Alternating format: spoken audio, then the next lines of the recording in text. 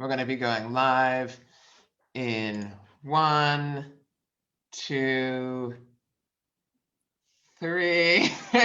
I like to joke that like a children's garden of me saying, "Are we live yet?" Which I believe we are. Okay, take it away, Councilor Essaibi-George. No, thank you, Jonathan. Thank you, everyone, for welcoming this evening. My name is Annissa Essaibi-George. I'm an at-large city councilor.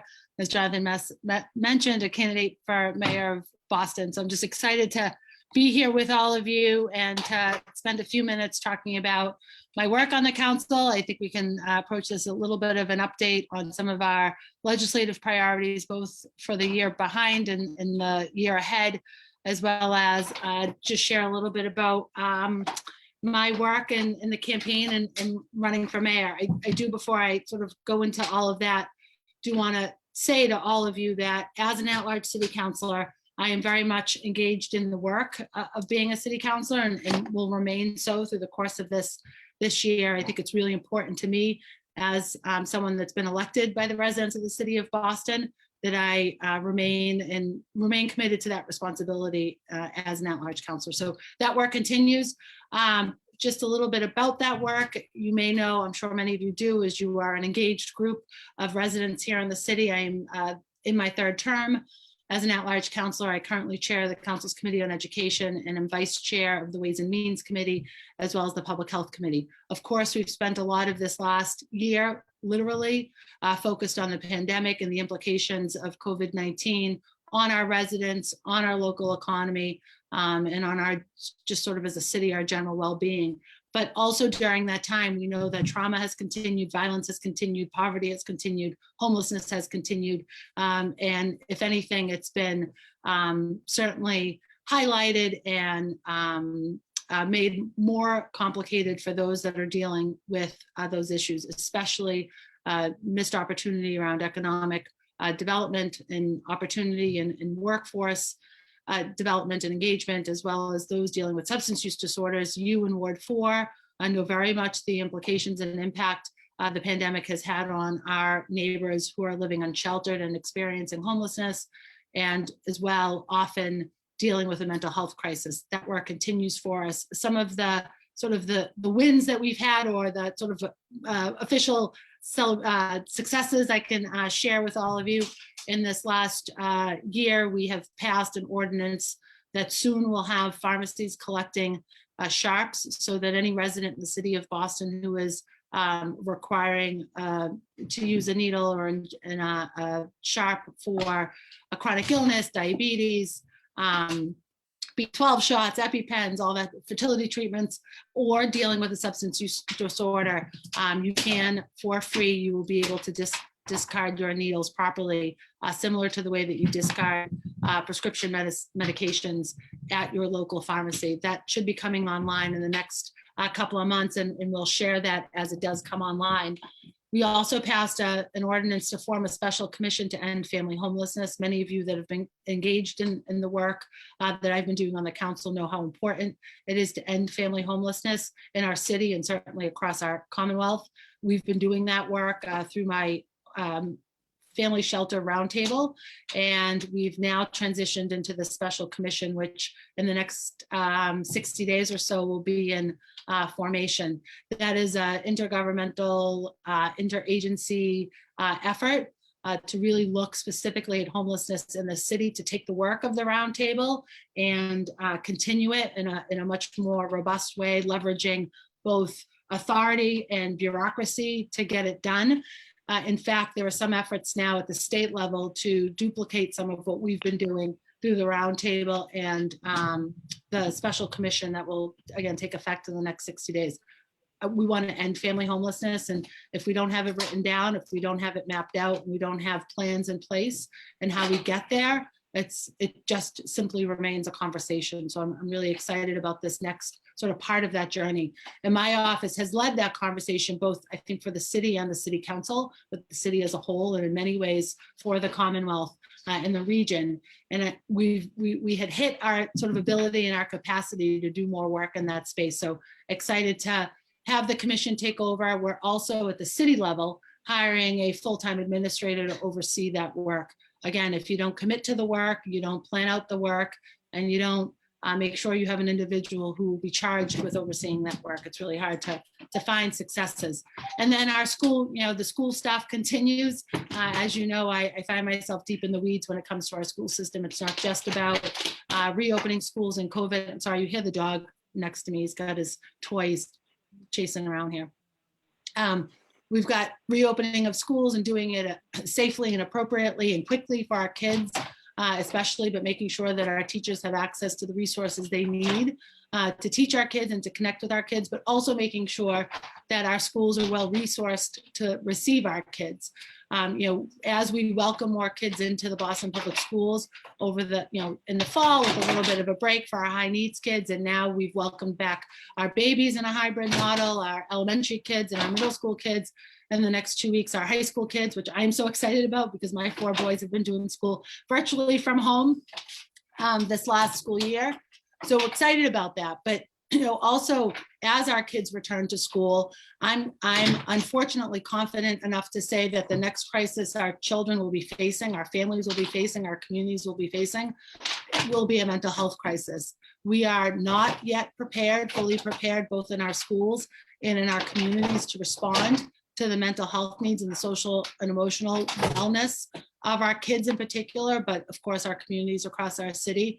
So through my work, especially as we lead up to this budget process, we are working to make sure that all of our schools, similar to the work I did to make sure that we have a full-time nurse in all of our buildings, that we will have a full-time mental health professional in all of our buildings. We need to be prepared to support our kids as they re-enter the classroom and come from, a year now of mostly isolation, and it's very concerning to me for sure.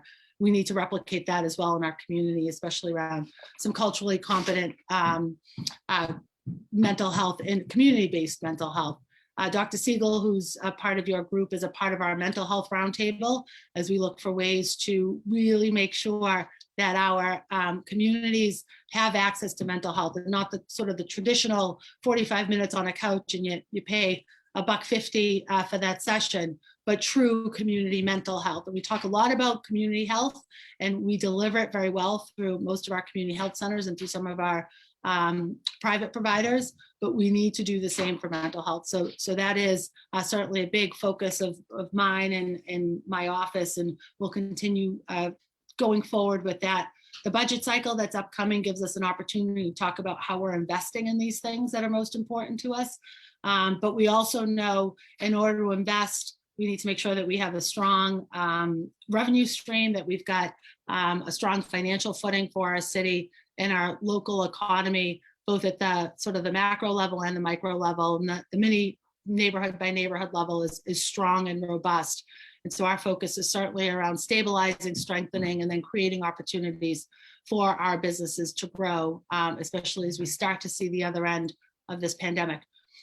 I think that I've rambled on long enough, so I'm happy now to take a deep breath and a sip of my water and go to a little bit of Q&A and conversation. Thanks, Jonathan. Awesome, thank you so much. So if anybody has questions, feel free to put them in the chat or unmute and ask your questions yourself. Either one works.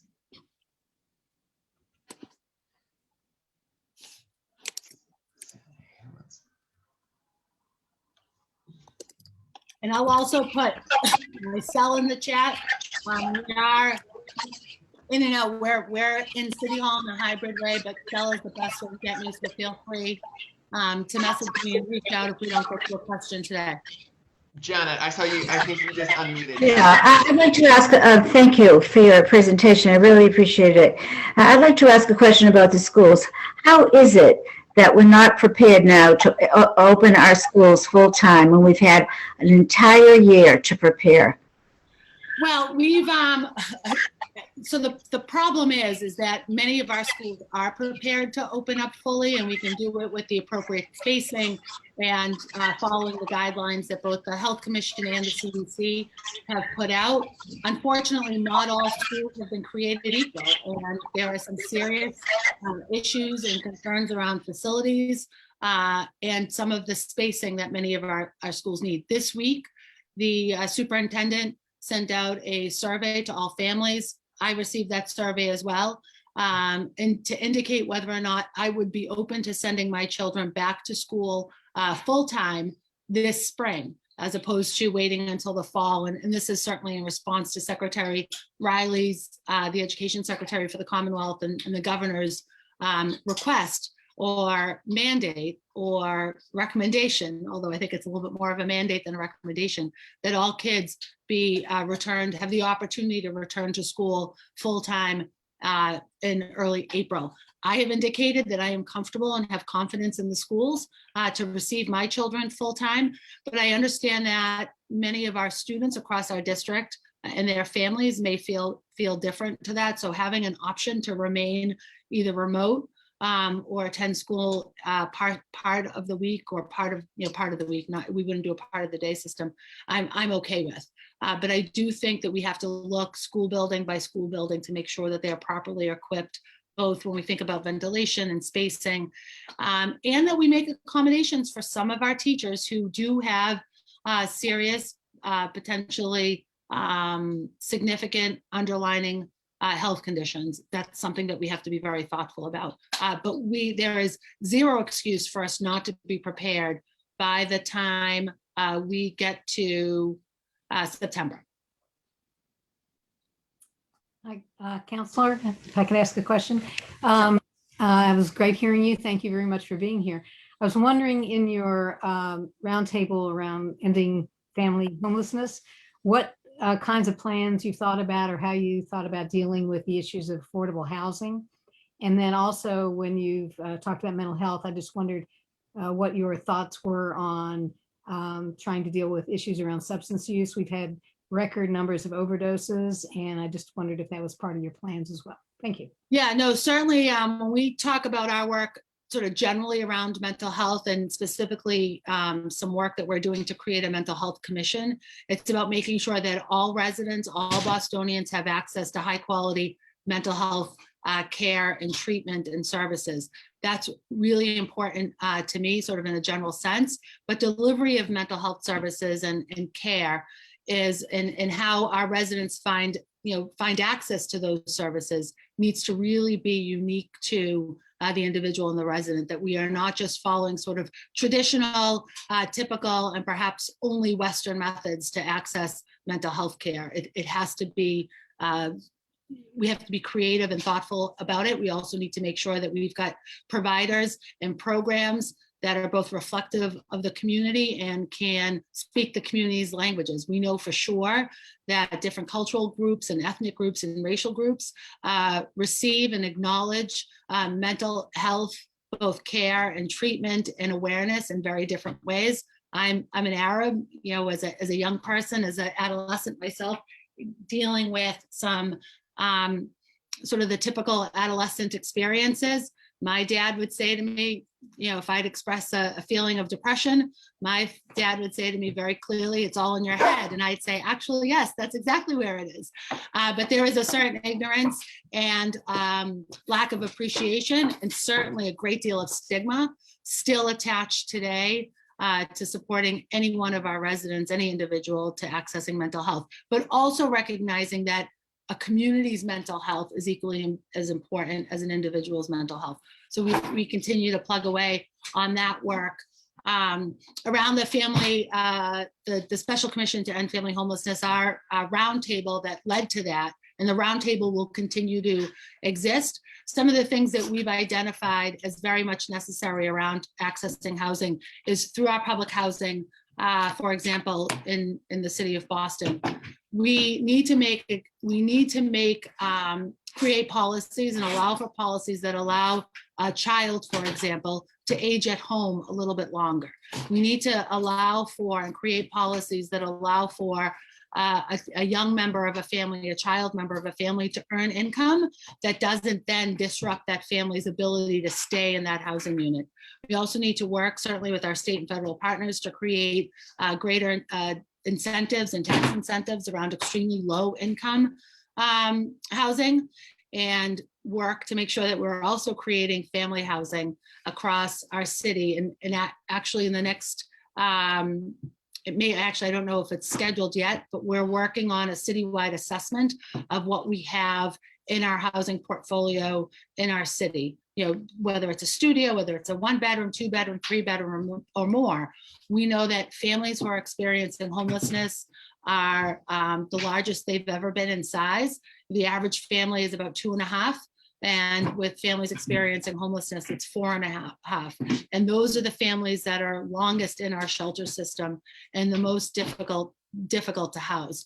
We also have been working through, and part of the work that we want to grow is working with our school communities around creating housing options close to home. We did a pilot over the last few years with 7 schools, and the next school year it'll be up to 20, where we have nonprofit partners and housing search specialists working in our schools, working directly with our families to access housing opportunities, both public housing and private housing for our families, again, close to school, because we recognize how important that is, but then also doing some of the stabilization before families experience homelessness. You know, there's also a bigger discussion around making sure we lower the AMI, because we know families who are homeless are almost always the working poor. And they were that family that was 1 paycheck away from homelessness, and there was either a loss of employment, a medical, a significant medical event, domestic violence, another crisis that sort of turned a house fire that turned everything upside down. So that's, you know, making sure that we're lowering that AMI so that families can find housing, and then making sure that families can also find opportunities for ownership. You know, that to me is a real key to stabilization. It is the key to stabilization, especially in the housing. Awesome. I saw hands up from Hussein, Harper, and Lisa. And Harper, I don't know if that was a new hand or an old hand, but either way you can get in the queue. Hussein, if your hand is still up, feel free to ask your question. Hi, Councilor Annissa, good to see you. Yeah, so my question, I think you answered most of them, is related to housing. As we know, like Boston is most unaffordable when it comes to housing. And someone who's been following housing for the past 5 years, I mean, there's a lot of like the city says we are building affordable housing, but most of those got to be 1-bedroom, 2-bedroom. And like you must make like there's a lot large families, usually like 3-bedroom, 4-bedroom is still there. That has been automatically eliminated. Like there's no, like out of 500 units, only maybe 3 or 4 being affordable, 3 units. So then how do you address that when you talk about housing, not for a certain group, but also the big picture, especially I'm talking about the immigrant community who tend to have some kind of large families. They don't participate in this kind of surveys, all this stuff. So how do you make sure that when you're doing like housing portfolio, that you have inclusive housing for all? And the second part you mentioned was AMI. I think there has been a policy has been set up like way back, but then AMI zip code by zip code is way different. When you look one AMI to the next one, for example, like here to the next one, like there's almost like 50% difference. Yet those kind of affordable housing being set up based on this MI. Yeah, so there's been some efforts. There have been some efforts on that AMI piece to really make it hyper local. The other piece on the AMI is, you know, we're still at, you know, still too many projects at 100, but we've seen more in 60 and 80% AMI. We really need to drive it down to 30 and 40% AMI, but also find sort of the sweet spot too between the inclusionary zoning piece and that level of AMI. So there's, you know, it's certainly a complex issue, but it's one that we know we need to move on quickly. That's part of our assessment on the housing unit size as well. We need to understand what is in the marketplace right now. And, you know we need more family housing, but how much more? You know, I think it's going to likely be, I tend to be a logical person. It's going to be a high number. It's going to be a significant number when we think about how to house our families. But actually through the Family Shelter Roundtable, one of the topics that had come up is some of the real restrictions at the state level around square footage on family size, and realizing and appreciating that not every family fits into a particular mold or model. And we've got to have some flexibilities within that too. And thinking about the gender of children and shared bedroom issues and things like that, we've got to be really creative and flexible and making sure that we are working to keep families out of the shelter system.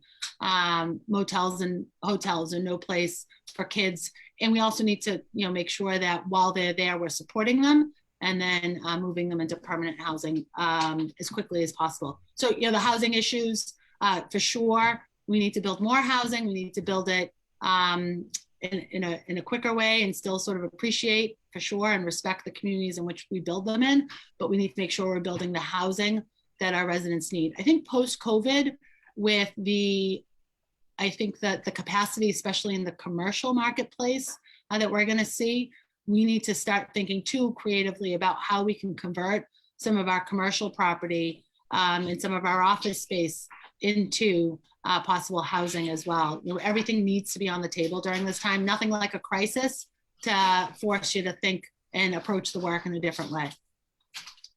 Awesome, thank you. I see Lisa's hand up, and I know Carol after that. Hi, I was thinking about kids going back to school and how there are a number of parents that are concerned about sending their kid into a classroom that's like at full capacity. And parents at this point, some have a comfort level with hybrid. And I'm wondering why BPS hasn't asked for a waiver to have that be an option instead of it being like all remote or, like it's either all or nothing. And I know that there's like ways around it, like, having other buildings in the city, offering more, school space so kids don't have to be crammed into, a classroom, like there's different ways to have the classrooms not be at full capacity. I was just curious what your thoughts are around that issue of having there be like enough space in a classroom to keep it safe. Yeah, and I'm very much committed to the idea that families need to have flexibility and an option to decide whether or not they whether they send their kids to school this spring. Hybrid needs to still remain on the table. There's too much at risk, for sure.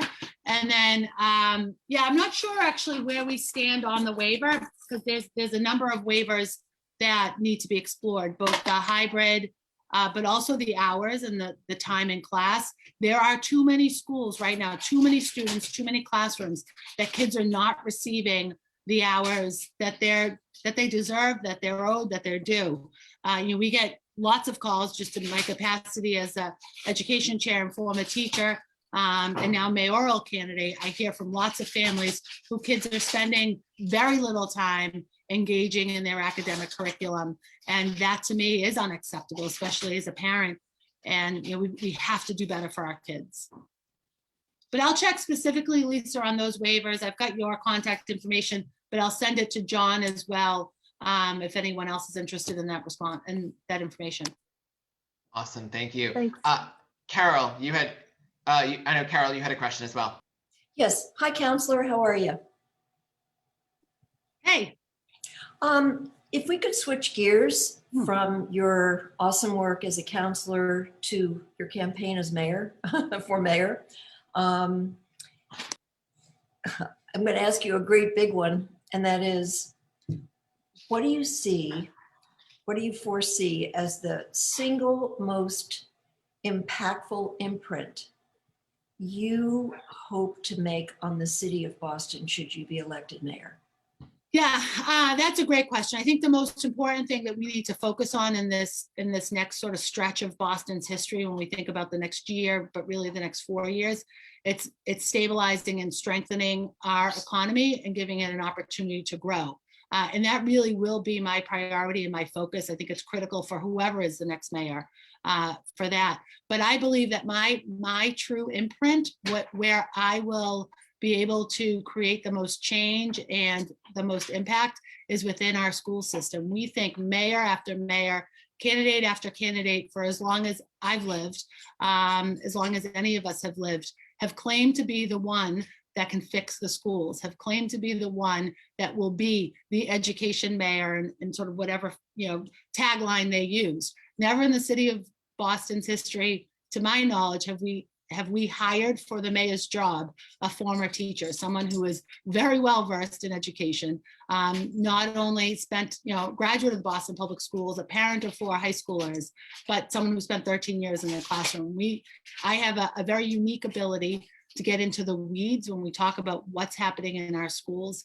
And, it's part of why I support an appointed school committee. I do think that we should remove some of keep the politics as much as possible, as it's possible out of education and the school committee. But for sure, I want the responsibility of the success of our schools and the work that needs to be done in our public education here in the city of Boston to lay at my feet, to be my burden, because I look forward to really changing the trajectory of our schools in our school system and creating real opportunities for our kids to achieve academically, but then also socially and emotionally, because schools play such an important role in that. I will say I'm very much committed to the work around Madison Park Vocational Technical High School. In my first 100 days in office as mayor, we will have a real plan in place to strengthen what's working at Madison Park and then change what's not and create those real partnerships that are just like the bulbs have been planted for so many of the partnerships that Madison needs, yet we've been like watering it with dirty water. Love that dirty water, but we need to really nourish that soil and make sure that we're doing all that we can for our kids over at Madison. That's been my commitment to that school community, and it's my commitment to the city. Thanks, Carol.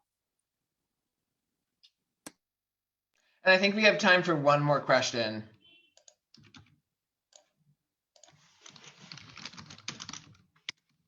Anybody?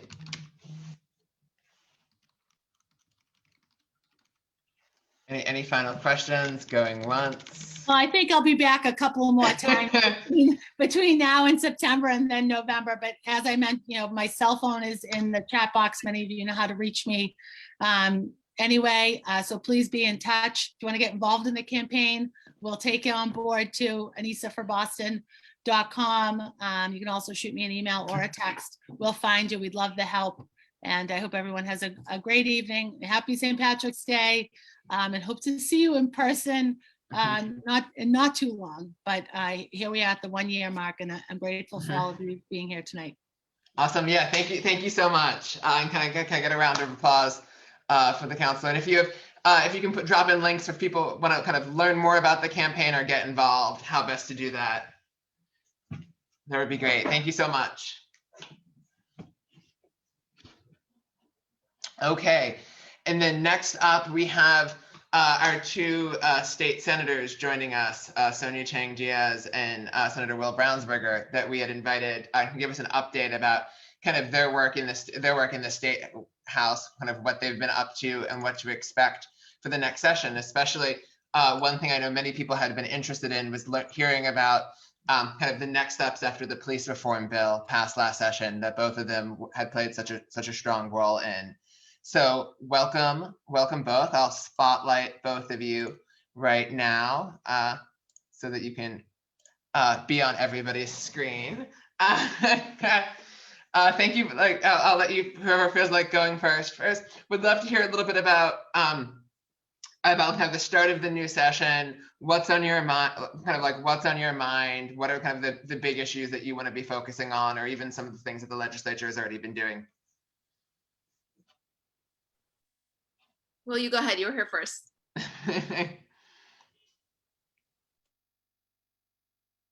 You need to unmute.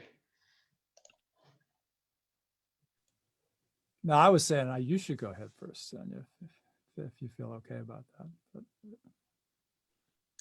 I feel fine about that, but I always forget, and you say something important, and I'm like, oh, that's so good.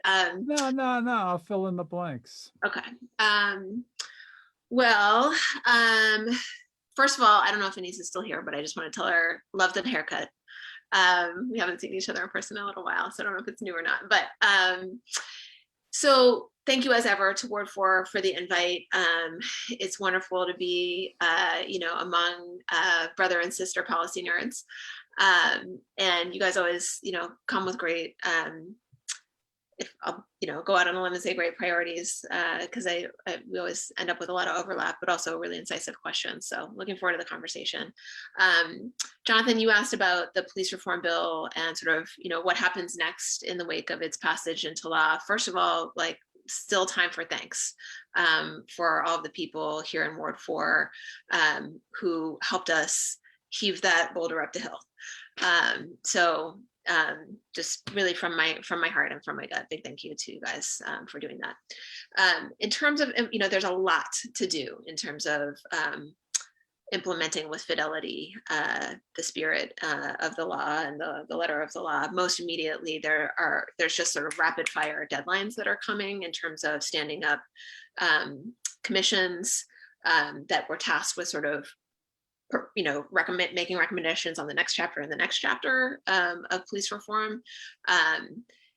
Most of those are, they're not things that Will or I appoint people to, but there are, it's just sort of we're keeping a general eye on it and, offering up commentary to colleagues in the legislature who are checking in about either standing up those commissions and who would be good people to appoint, or questions from colleagues just that they're getting from their districts about how does this actually sort of work in practice with our local police departments.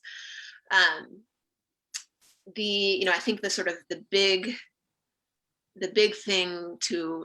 implementation thing that needs to happen over the course of this year, this calendar year, is the standing up of the post agency, right? Just the hiring and the writing of regs that will back up all of the statute that we put in place in the bill.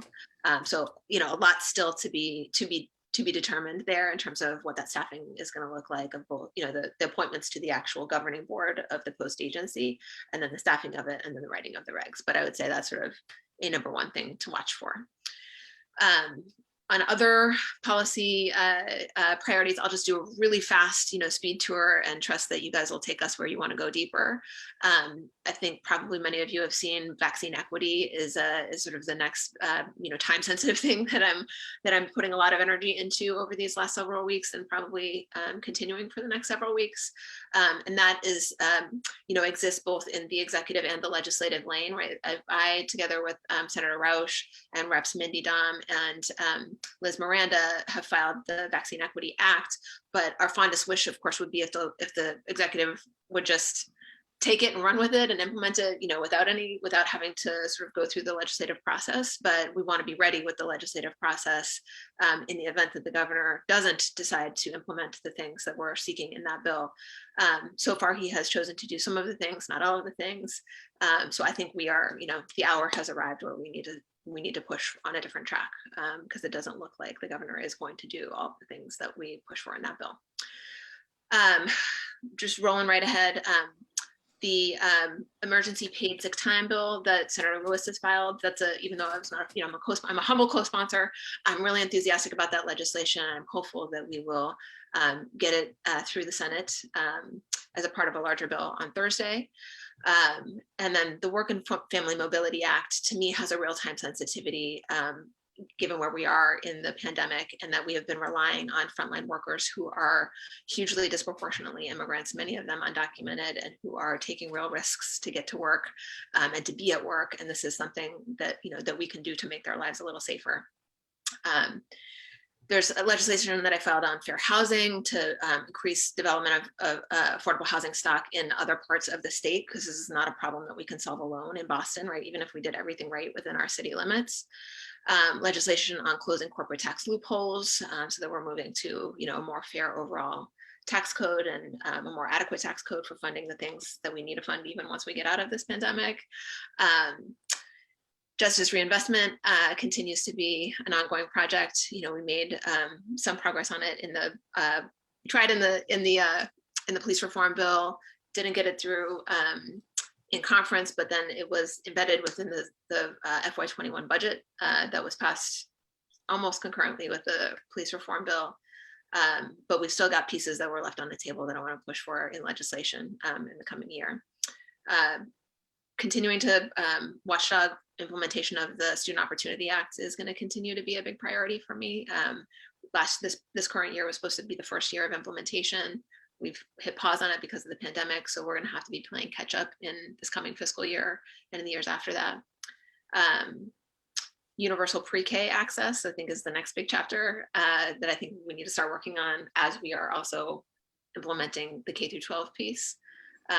We've got a lot to do on election reform, making permanent the things that we did on a temporary basis during the pandemic in terms of mail-in ballots and early voting. And I would also love to see some reforms baked into an omnibus election reform bill to do with making it easier for young people and incarcerated people to vote. I'll stop there because I feel like I've gone down the rabbit hole already, but just a quick mention of, and this will be my layup to Will, that of course, with it being 2021, redistricting is a huge project on the plate of the legislature. And I'm delighted to serve on the redistricting committee together with Will. Thanks. That was a great tour of everything. I'm so grateful for Sonia's leadership on the education issues through the years, setting up the foundation for getting the Student Opportunity Act in place and the big investment that we're making in K-12 education.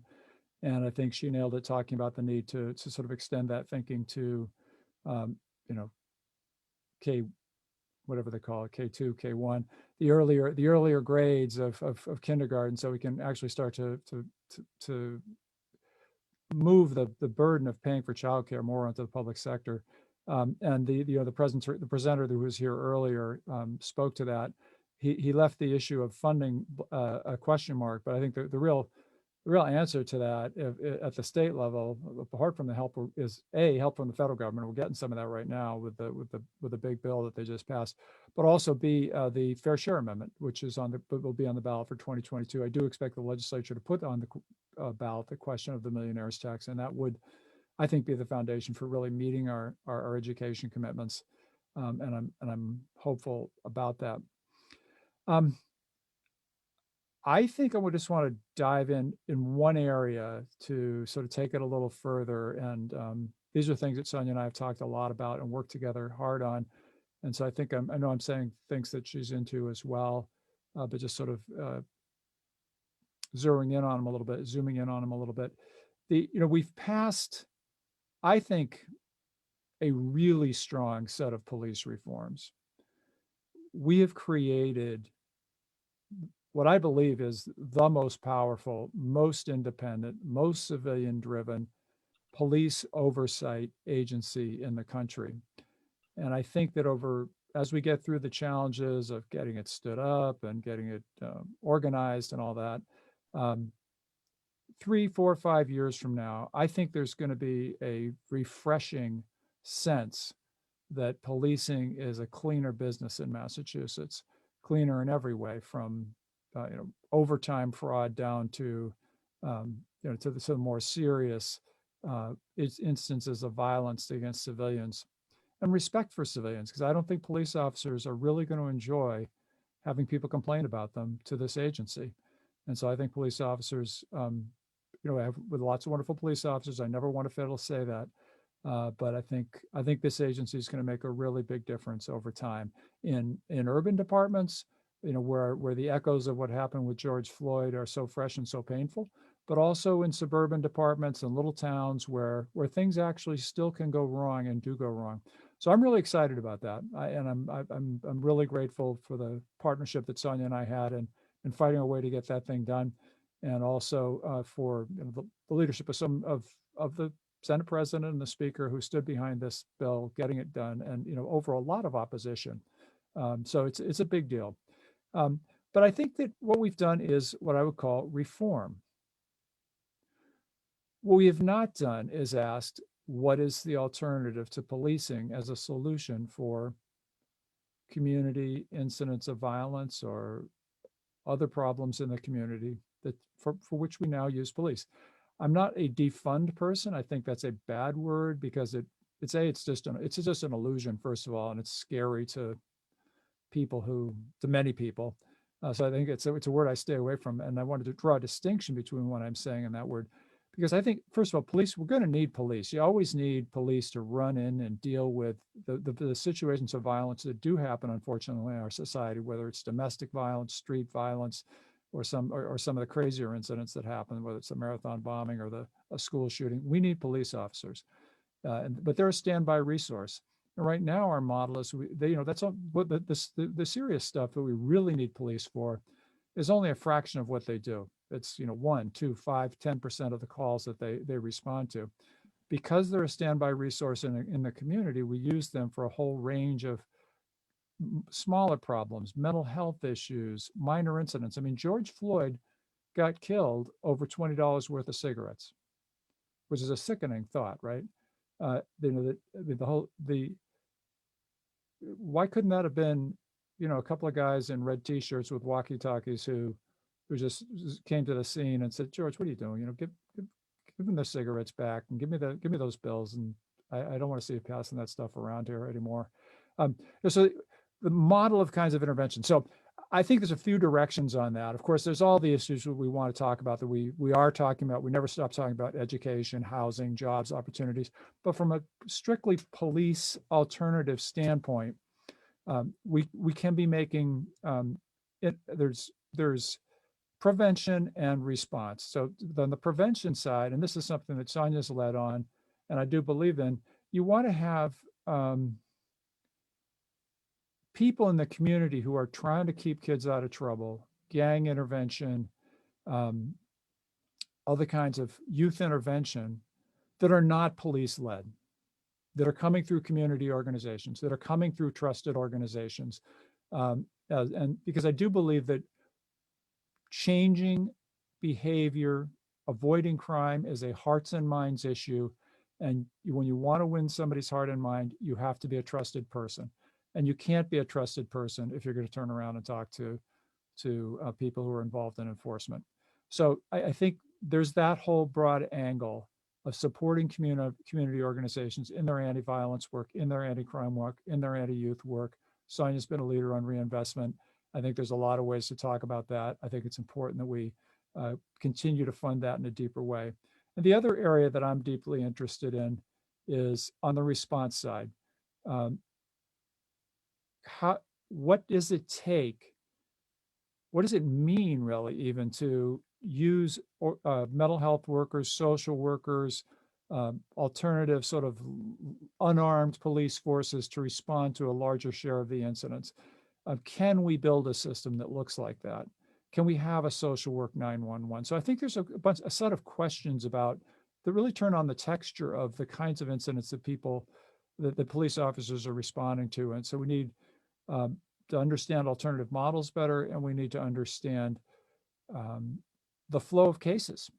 What if we had a mental health 911, would they be used? I mean, could you staff it in a way that made economic sense at all? So I think there's a whole interesting set of questions that are the follow-on to the very significant reforms that we did that involve alternatives to policing as opposed to reform of policing itself. So I'm thrilled about what we did, and I'm excited about a collection of work that I think spreads before us over the next few years. And I don't think we've quite gelled on exactly sort of major broad stroke things to do yet, but I think we're feeling our way, and it's an important conversation. Let me stop there. Okay, awesome. Thank you both so much. I want to be able to open the floor to questions, since I'm sure people have many questions. I know Ben Siegel asked about what the state is planning to do with the money that we get from the Federal Rescue Act. Say that again. With the recent bill passed by the federal government and signed by President Joe Biden around kind of providing kind of state and local aid, about how Massachusetts will be using money that we get from the federal government out of that new bill. Broadly, how we'll be using it, or I'm sorry, for what particular purposes? Forgive me. No, it was just a question. The question was about what that money will be going toward. the federal money broadly, well, it goes to a whole host of things. I mean, it's an amazingly broad bill, but there's great money for rental assistance, which we're really excited about. I think there's money in there for childcare. There's money for the whole host of COVID relief. Let me put something in the chat. Actually, I've been trying to collect information on this myself, and I've been particularly focused on how it affects our state and local budget. But if I can, if you permit me to, I will post a set of links in the chat, or a link in the chat, which goes to a whole bunch of resources.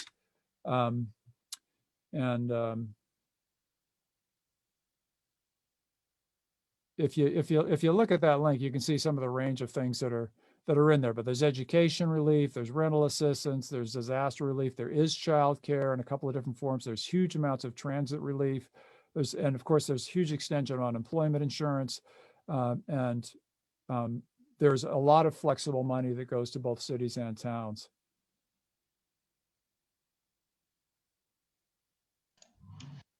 In terms of other questions in the chat, Jacob is commenting about about what both of you think about the idea of kind of using civilians instead of police at roadway and construction sites as a way of kind of on that kind of question of what functions that police officers currently serve that they may not be best equipped or even necessary to serve. Yeah, that's like a buzzsaw thing. Go ahead, Sonia. Support it. Yeah, I mean, I'll see a flagman and I'll raise you, right? That a couple of the bills that I've filed again this year, one new, one recurring from last session. The recurring one was about setting some guardrails around sort of our resource prioritization in schools for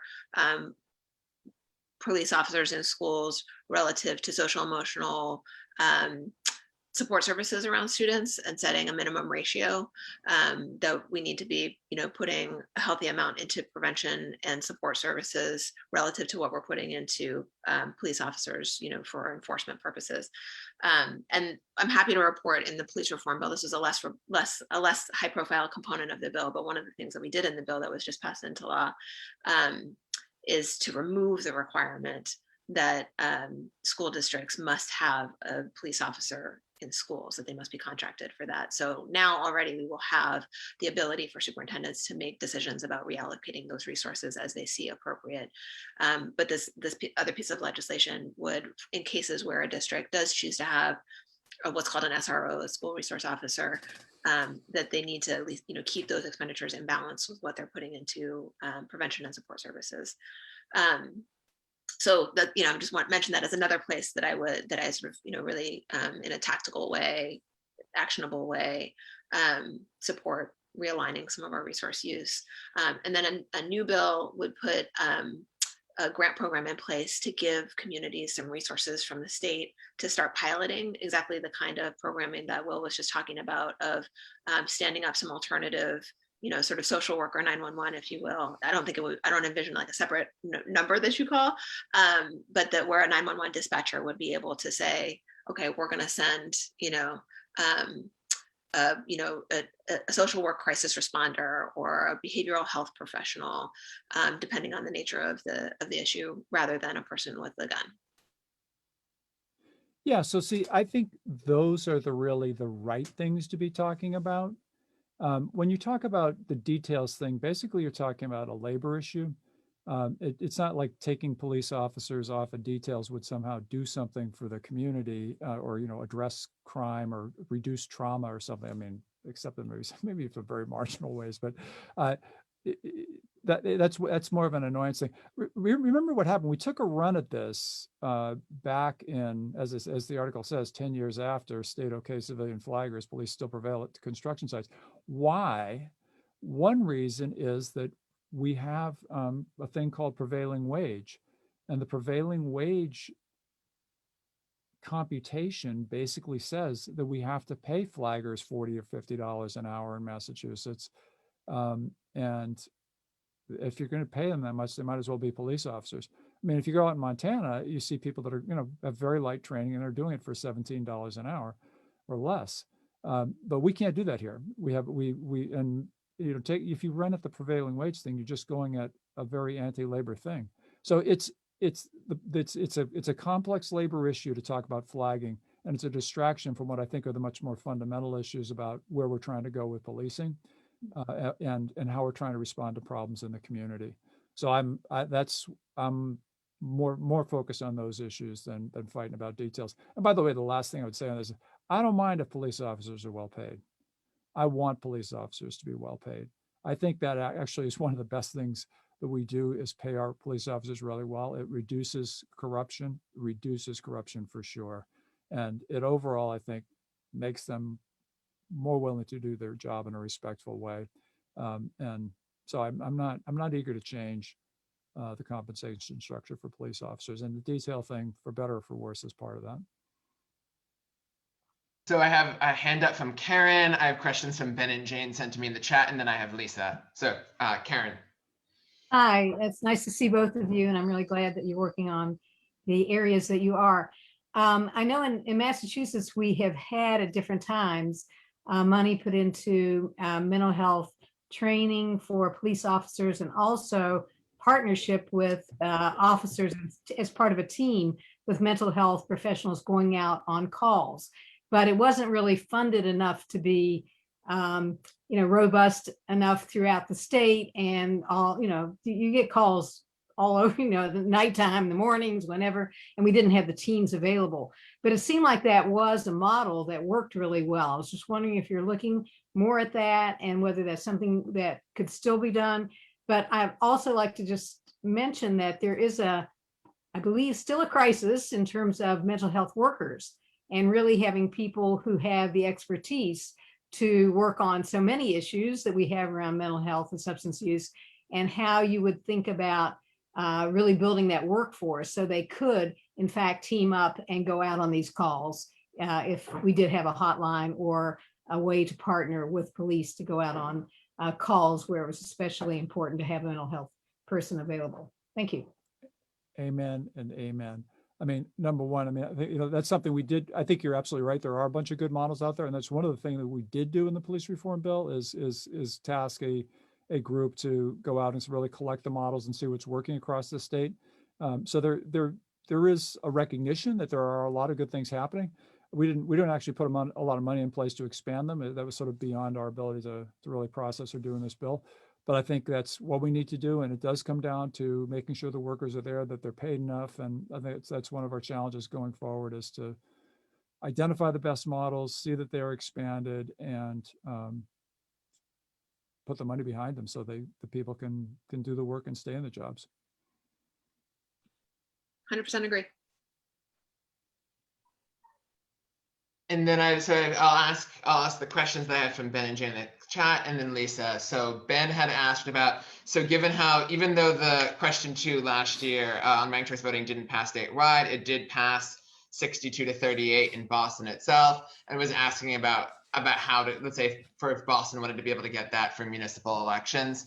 And then Jane asked a question that's kind of related to that, is any efforts to kind of address the home rule system that often limits the power, let's say, but that relates directly to this, but you often see that when a number of times with municipalities are trying to do things on the housing front or other issues to pass ordinances, and they hit the barrier of needing to file a home rule or kind of home rule petitions, that often kind of get ignored session after session, given how much there is going on at the State House. I'll jump in on ranked choice voting. I am a strong, enthusiastic supporter of ranked choice voting. I was very sad to see it not make it over the hurdle on the statewide ballot initiative. I would love to see it pass in Massachusetts. I think that, more or less every election cycle that we go through, we see new case studies for why it's needed, and why it more accurately reflects the will of the voters. Most recently, in the case of the 19th Suffolk. Jonathan, yes. Okay, thank you. 19th Suffolk in Winthrop and Revere, where you had essentially two progressive, self-described progressive candidates collectively winning a majority of the votes, but neither of them winning the nomination, which is going to be tantamount to election in that district. So would love to see it happen. If we have to do it at the municipal level, across the state in order to build to the statewide level, then that's what we got to do. But I would certainly support that. And then what was the second question besides ranked choice? Home rules. There is not a sort of an active push afoot at the State House to change state statute with respect to what requires a home rule and what doesn't. I'm open to it. I will say that there's, it can cut both ways, right? One of the pieces of legislation that I've filed for a few years and have refiled again this year is to prohibit local planning and zoning boards from denying development proposals simply on the basis that they are for low-income housing, and would therefore attract low-income residents to a municipality. This is not so much a practice that we see in Boston, but this definitely happens in other parts of the state, and is preventing other communities from sharing the load, right, of developing affordable housing stock that we need for the state. So that's a place where, and most recently, in the past session, something that I supported in a similar direction was saying we need to give developers who want to build affordable housing as of right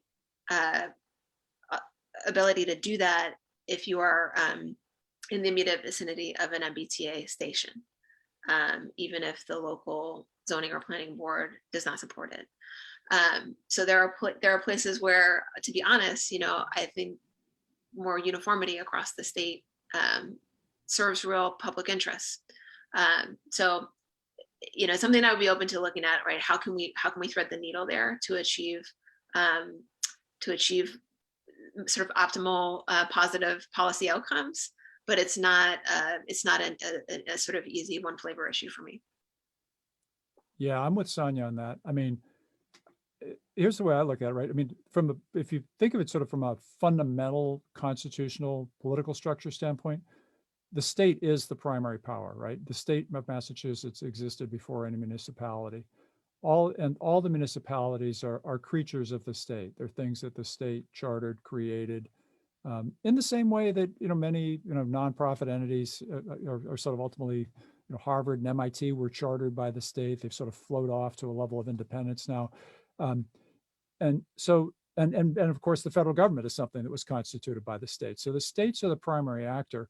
And the home rule petition is actually something that is not a burden that's been placed on municipalities. It's actually something that's been put in place to protect municipalities from arbitrary state action, to say that you will not, the state won't take action against one municipality or do something that affects just one municipality without the permission, without a petition from that municipality.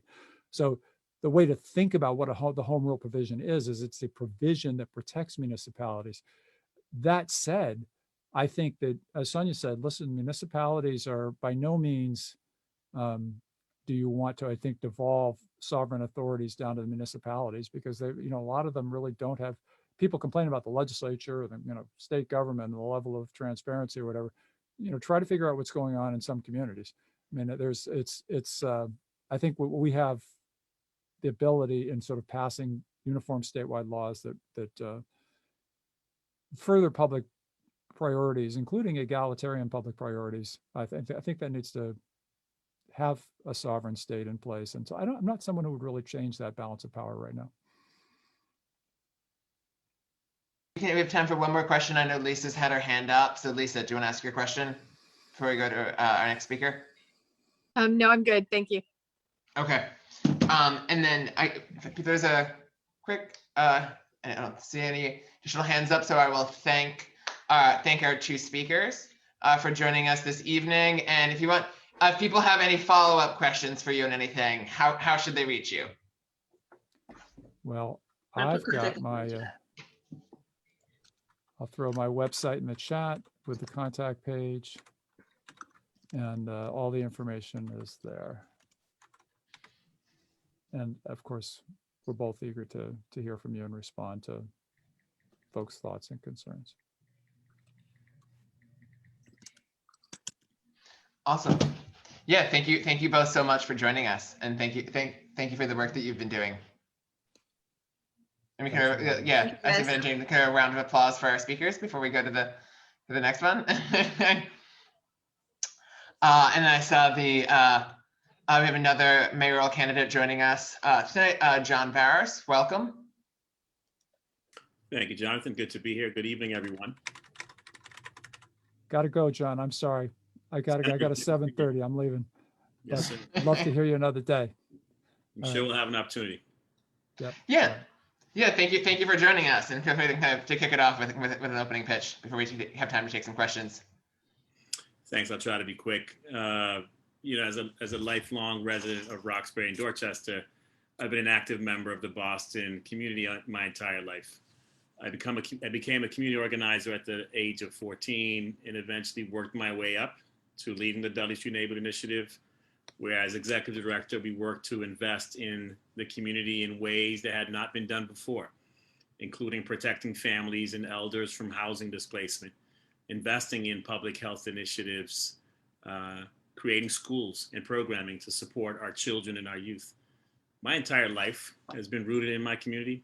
And as a Black man and a son of immigrants who came here for a better life, as a community leader trying to be a force for good, as a small business owner working to support our workers and their families during the pandemic, as an active member of my church, as a former school committee member, and as a former chief of economic development, recently resigned from the city, where we changed the ways the city thought about strategic growth, and most importantly, as a husband and a father of 4. I think Boston is serious about moving forward and addressing the concerns of our neighbors. Then we need a strategic plan that's community-based and really brings about strategic, transformative change that so many people are calling for. I have the experience and the track record to set a bold agenda for our city, one that is built upon and lifts up diverse voices in our community, ensures that everyone has the resources and opportunity not only to recover from this pandemic, but to thrive in the next chapter of our history city.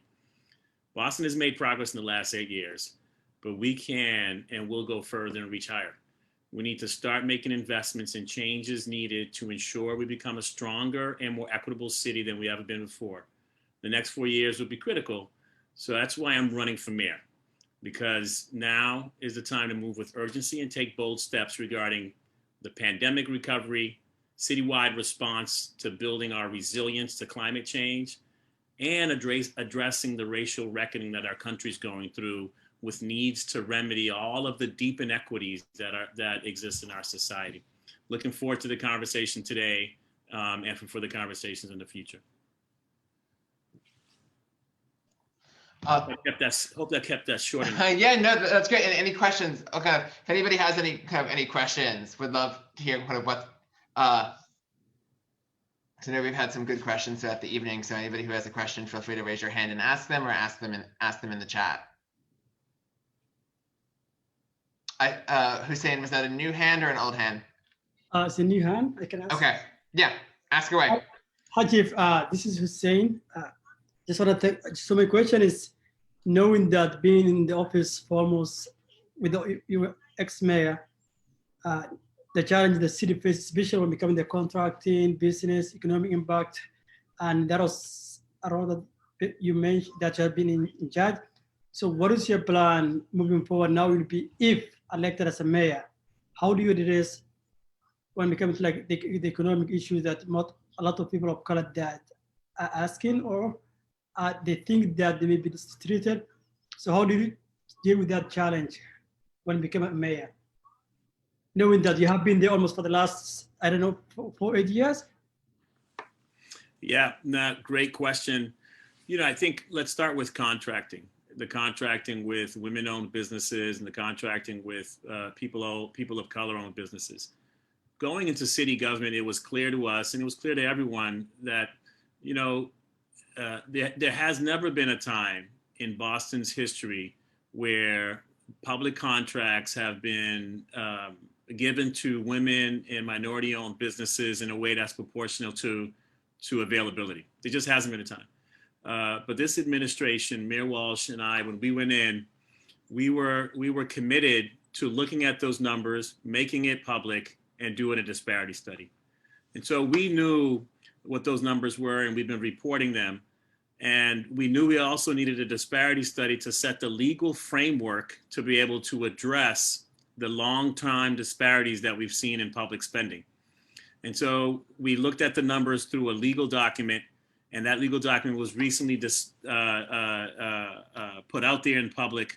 And immediately afterwards, the mayor accepted the recommendations and the roadmap forward in addressing the disparities that were reported on by the disparity study. So the mayor signed an executive order to create a floor of 25% spend for all for contracts going to women and people of color owned businesses. It's the biggest number, the biggest goal that Boston's ever seen. And it means hundreds of millions of dollars going to these businesses over the next few years. It also means that Boston now has to implement the policies that allows it to meet those goals. We've got to go in and make those contracts that are too big, smaller, split them up. For instance, we have some of the larger contracts in the city of Boston is performed by one contractor. We have one contractor that picks up all of the waste for the city. It's a contract that's too big for most local businesses. We have one contractor that provides transportation for all of the students in the city of Boston. It's once again a contract that's too big. We need to separate these contracts and make them more accessible for businesses in the city of Boston. We need to lower the bonding that we've asked for some of our businesses that's too high for the kind of contract we're providing. We need to provide working capital for some of our small businesses. Boston needs to reimburse businesses in a faster rate than 30 days. There's a number of things that we need to do as a city. I'm ready as mayor. I've been working on this for 7 years, as you allude to it, Hussein. I know what needs to happen. So proud we got a conclusive disparity study done and ready to take on the other steps to make sure that we can reverse the trends of public spending. Great, thanks. I see a great question in the chat from Senator Chang-Díaz, who was just with us earlier, about what would you do as mayor to help us stop climate change and help both in terms of like mitigation, adaptation, and kind of greater resilience for the city?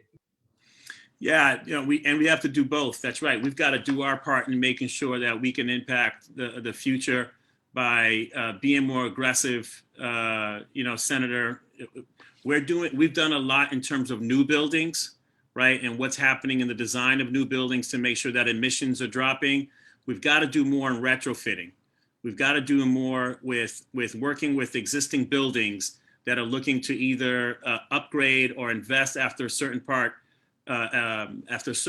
portion of the value of the building.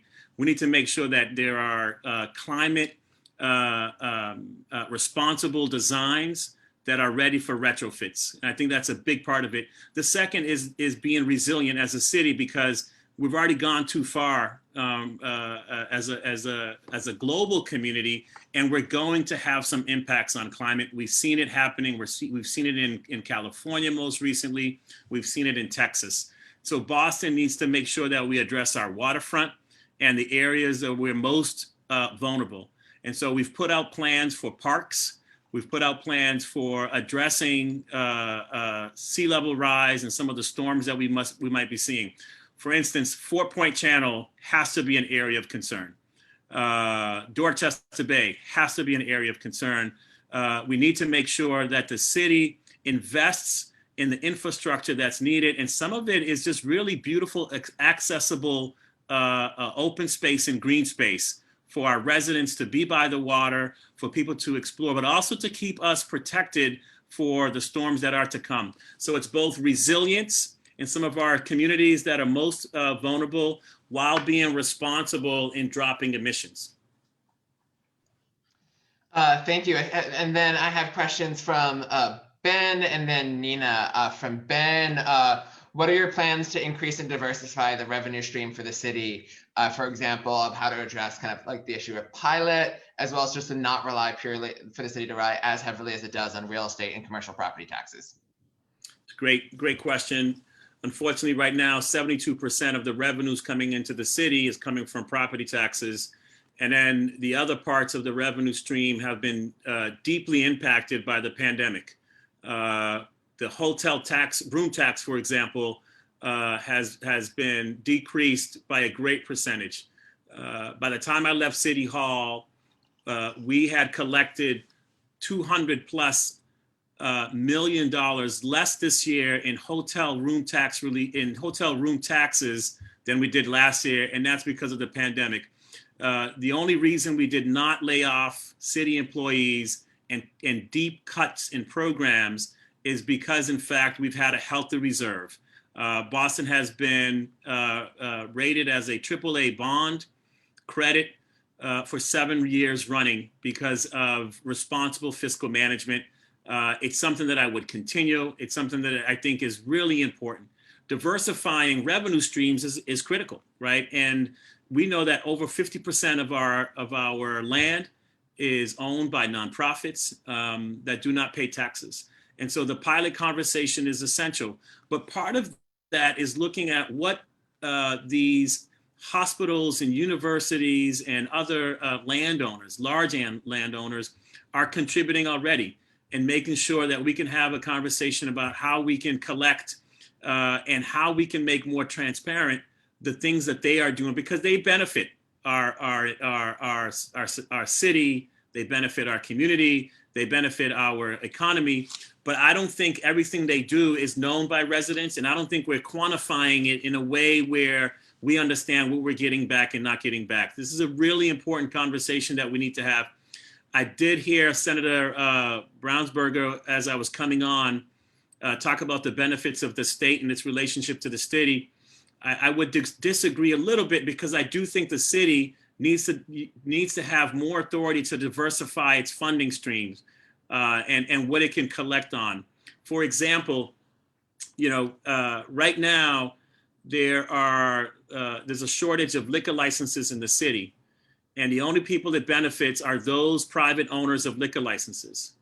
Liquor licenses should be something that allows neighborhoods to have more places to eat and meet. And I'll say I'm a small business owner, I'm a restaurant owner, but I also know what it meant when we invested in a restaurant in the Bowdoin Street area for the Bowdoin Street neighborhood. And we had a hard time finding a liquor license. The city should be able to create things like liquor licenses that helps to catalyze or initiate certain investments in our community, while at the same time collecting fees because we have more liquor licenses to offset some of the costs for the city. And so these are the kinds of things we need, but we need more local authority to do them, because right now we have an ask at the state to allow for a new class of liquor licenses that's not traded in the open market, but that goes to the neighborhoods, and that will always be available to the businesses in those neighborhoods moving forward. I have a question from Nina, then I see Stephanie, and then Karen, if I don't know if it's a new or old one. Nina's question, cars are one of the biggest contributors when it comes to climate change. Any thoughts about right price parking, congestion pricing, or the MBTA? And I just chime in that there's also some issues that parallel, racial justice issues with all of that. That's right, Nina. And Nina, I think our opportunity on that is, so I'm a big bus rapid transit guy, right? And I'm also, I think so let me say this, when we went to the Netherlands to look at their reality around, sort of riding bikes and what happened, I said, this is fabulous, but, it took you 200 years for this change in behavior. You put in a bike lane in Boston, and everybody sort of freezes on the road, doesn't know what to do. Oh my God, where's my lane now? And how do I behave? I think coming out of this pandemic is our biggest shot to change behavior, to either put congestion pricing in and have companies think differently about when people are coming to work, how they return back to work, have people think differently about how they engage our streets and when they engage our streets. This is the time where we've seen the most behavioral change in the United States in a very long time.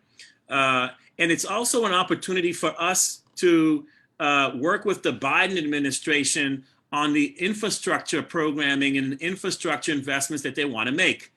For instance, some of our ability to create new ways in and out of neighborhoods like the Seaport through Track 61, the ability to help us rethink our traffic flow in the city and maybe rethink our streets is right now when our streets are not as congested and where we can talk to the business community about when or who's allowed to go to what part of the neighborhood for delivery.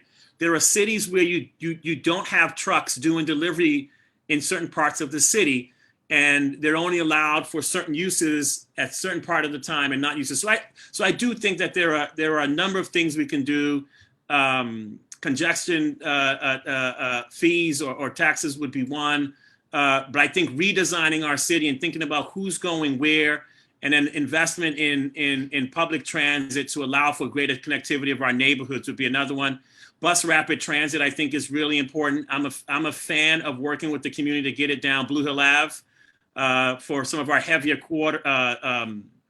corridors. But we've got to have a good public process to do that so that people don't feel like it's being shoved down their throat. And it's going to take a redesign of Blue Hill Ave to do it. And that's got to be a conversation that makes sense so that people aren't adversely impacted as well. Thank you, Steph. I'm going to go back to sort of the topic of defunding the police and reinvesting in systemic violence prevention, but I'm going to link that to schools. And so along those lines and thinking of equity with our Boston Public Schools, quickly Part A and Part B, how do you feel about an elected school committee, which I don't want to help this any, but I think we're desperately in need at this point. And then Part B, along those lines is, and it's something I'm going to ask this as well in this way. I haven't heard anyone talk about this except for Tito Jackson when he was running for mayor. And that is, why are parents fundraising? Why don't all of the schools have, the curriculum that's going to create equity to quality education? And then looking at Boston Latin with $64 million and looking at my neighbor, I live across from Boston Medical Center, actually, Blackstone, who's threatening to close and all kinds of things at that school that the parents are organized to fight. I just want to know where you are with equity in that lens. Thanks. Yeah, Steph, that's a great question. I just want to point out that I believe that too much of our society's issues are dropped at the foot of our teachers in our schools, right? And that we in fact need to redesign how we support our children and our families to give our schools a shot. We know that that academic success correlates very strongly with poverty and concentration of poverty. And that's because the same social determinants that determine health outcomes also determine academic success and academic outcomes. And so as a city, I would argue that we redesign most of our existing support programs to support our children and the family of our children in BPS. So that's the first thing. I believe in community schools, what's now being called hub schools. I helped to lead a coalition at DSNI of 36 organizations, schools, and agencies to go after a Promised Neighborhood grant that would act, and we successfully did, that would begin to coordinate services around our children in a way that's more supportive. It's a very difficult thing to do because so many of our organizations, including our schools, have a tough time partnering with people and sharing information about our children and their families, right? And so being able to have data sharing agreements and other understandings that protect our children, but at the same time allow them to maximize in the opportunity to get services is really critical. Not to get too much into the weed on this, but as a former school committee member, I think this is the place where Boston needs to do the most reform. Because we haven't seen results we haven't seen results by just pouring money into our school district. And in fact, I want to let you know that that budget has been increasing. The mayor just added another $100 million on top of the the expense increase, not just to cover expense increase that happens annually at BPS, but on top of that, there was another 100 million added to BPS. But the question is also about the design of our schools and the design of our district and how disconnected our services are for our children. So I am a community school guide, now being called hub schools. Would love to talk to you more about the fact that homelessness is a big problem in our schools, the fact that food insecurity is a big problem in our schools, financial insecurity for our parents is a big problem in our schools, all of it well documented. If we do not deal with that, then only the schools that have students, a high concentration, like a Boston Latin, with students that don't come to school with those issues will succeed.